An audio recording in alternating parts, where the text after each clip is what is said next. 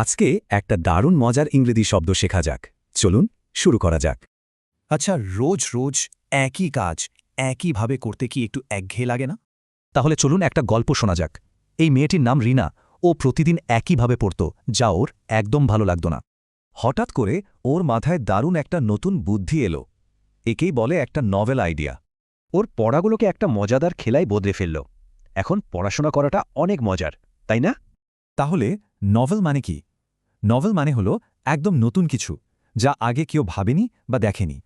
এটা কিন্তু একটা বেশ পজিটিভ শব্দ, মানে একদম নতুন, সৃজনশীল আর বেশ উত্তেজনাপূর্ণ কিছু বোঝায়। চলুন এবার দেখি বাস্তব জীবনে এই নভেল শব্দটা কিভাবে ব্যবহার করা হয়। এখানে দেখুন, একটা কোম্পানি গ্রাহক সেবার জন্য এমন এক নতুন পদ্ধতি নিল যা পুরো ইন্ডাস্ট্রিকেই বদলে দিল।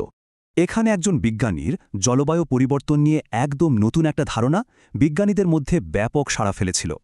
আর এই যে বাড়ি থেকে কাজ করার নতুন ধারণা, এটাও একটা নভেল কনসেপ্ট যা আমাদের কাজের ধরনটাই পাল্টে দিয়েছে।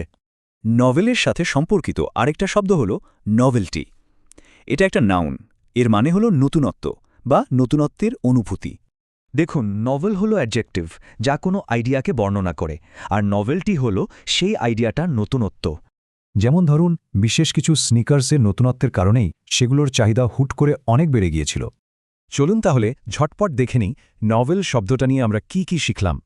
এবার একটু ভাবা যাক আমাদের পরবর্তী নভেল আইডিয়াটা কি হতে পারে।